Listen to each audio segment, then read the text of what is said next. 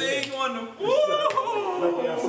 Welcome to Watch Mojo, and today we're chronicling the history between Sean Diddy Combs and the music industry's definitive power couple, Beyonce Knowles and Sean Jay-Z Carter. It was genius. I think Beyonce did a great job, and she tackled something that a lot of women have had to go through. Part 1. B, PD, and Jay-Z. Diddy established himself as a music mogul in the 90s when he left Uptown Records to found Bad Boy Records, signing fellow artists like Mace, Faith Evans, and the Notorious B.I.G.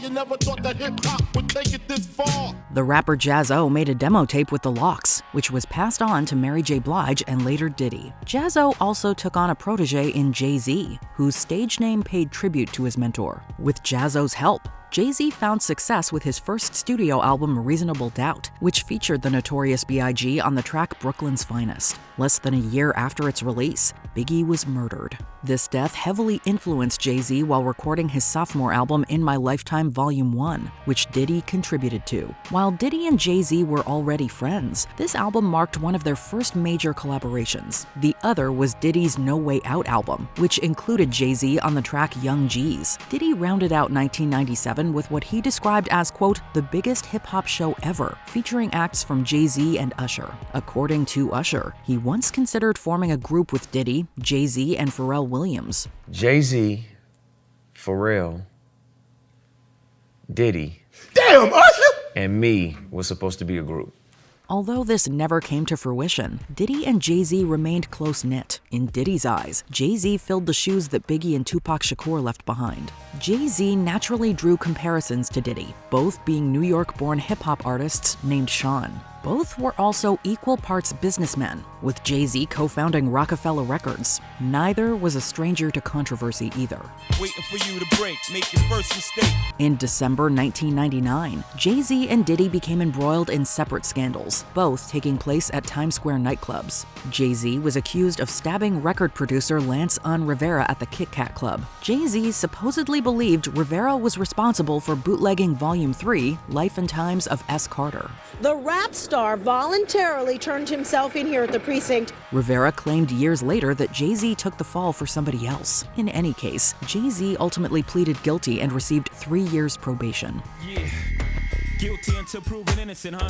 Weeks after the Kit Kat Club stabbing, Diddy and protege Shine allegedly took part in a shooting at Club New York. Both were arrested along with Jennifer Lopez, Diddy's then-girlfriend. Lopez received no charges, while Diddy walked away with a not guilty verdict, although Shine served almost a decade. Felt confident, but at the same time, it was a scary situation. The shooting trial marked the downfall of Diddy and J-Lo's relationship. Jay-Z, meanwhile, had started a relationship with Destiny's Child breakout member Beyonce. Young B and the ROC. Uh-oh. Jay-Z and Beyonce were friends for roughly a year before they officially started dating in the early 2000s. Diddy knew Beyonce when she was a single lady, recalling one of his parties when Michael Jackson dropped by uninvited. Jackson whispered into Diddy's ear, "Where's Beyonce?" According to Diddy, Jackson eventually found Beyonce and danced with her. Beyonce's solo career took off in 2003 with her album Dangerously in Love. The chart-topping lead single Crazy in Love certified Beyonce and Jay-Z as a power couple. Ever since I made the change over to platinum, the game's been a rap one. Beyonce also collaborated with Diddy on the song Summertime, which found success despite being left out of the album. Part 2. Bey and the Besties. Over the next 2 decades, Beyonce and Jay-Z were practically joined at the hip, with Diddy not far away. Following Hurricane Katrina, Diddy and Jay-Z pledged $1 million to the American Red Cross. Beyonce was similarly inspired to co-found the Survivor Foundation with fellow Destiny's Child member Kelly Rowland. In 2009, Diddy produced the biopic Notorious, centering on the life of Biggie Smalls. Jay-Z and Beyonce showed their support, attending the film's premiere. The two had tied the knot a year earlier, welcoming their firstborn child, Blue Ivy Carter, in 2012. Diddy congratulated the couple on social media, hoping to see, quote, many more. She's brand new to the world, but Blue Ivy is already rock royalty. The following year, Beyonce and Jay-Z arrived at Diddy's VMAs after-party. Reports claim that a brawl broke out between Diddy and J. Cole, who supposedly, quote, said inappropriate things about his then-girlfriend, Cassie Ventura. One guest relayed to the New York Daily News, quote, "It was mayhem. Beyoncé was yelling to stop, and Jay-Z was separating people and getting people away from Bey." Diddy denied this happening, posting online, quote, "We had a great party." In any case, the story didn't deter Beyoncé and Jay-Z from attending Diddy's New Year's bash months later. In 2014, rumors started spreading that Beyoncé and Jay-Z had hit a rough patch, with the latter cheating. Beyoncé tackled her husband's infidelity head-on in her 2016 album Lemonade. The couple also addressed their struggles in the 2018 song Family Feud. Can I get an amen from the congregation? Discussing the couple, Diddy said that Family Feud didn't surprise him, although Lemonade caught him off guard. Nevertheless, Diddy was glad that Jay-Z and Beyoncé had overcome this hurdle. He did what he had to do, and most importantly, their family stayed tight and together, and they were able to weather the storm. The same cannot be said about Diddy and Cassie Ventura, whose nearly decade-long relationship ended in 2018. Diddy's friendship with Jay-Z and Beyoncé was still going strong, however. When Diddy turned 50 in 2019, Beyoncé wished him a happy birthday on Instagram and showed up at his party with Jay-Z. In a video recorded at the party, Beyoncé danced alongside Kelly Rowland and Saweetie. In the same video, Jay-Z was seemingly seen snatching a phone away from another guest filming them. Jay-Z and Diddy remained friends despite being in constant competition for the world's wealthiest hip-hop artist. Diddy held the title in 2012, although Jay-Z dethroned him in 2018 and 2022. The rapper, whose real name is Shawn Carter, has a net worth of at least $1 billion. By that point, Diddy and Jay-Z were both billionaires, while Beyoncé reigned in a class of her own. One of these three would soon fall from the top. They're saying that's how much I'm worth, so I don't have that money in the bank. I want to make sure y'all are clear on that. Before we continue, be sure to subscribe to our channel and ring the bell to get notified about our latest videos. You have the option to be notified for occasional videos or all of them. If you're on your phone, make sure you go into your settings and switch on notifications.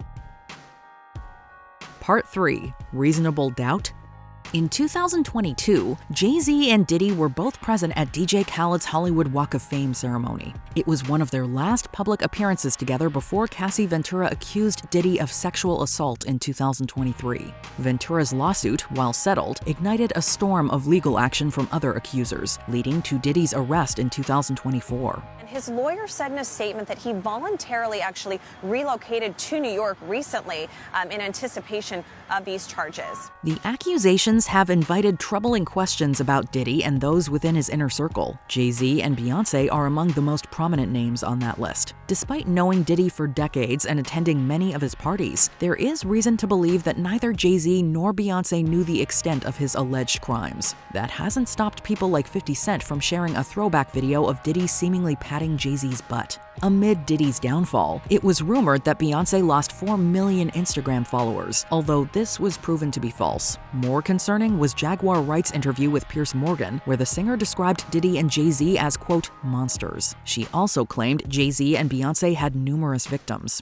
How bad was it? That's what I care about. I care about the victim. Jay-Z's lawyers pursued a, quote, legal ultimatum against Morgan, who apologized for airing the interview. Furthermore, Morgan stated that Wright's accusations about the couple, quote, were totally false and have no basis in fact. There are legal limits on us too, and we apologize to Jay-Z and Beyoncé. Jason Lee alleged in his podcast that Jay-Z had people call him, asking to help put out the fire.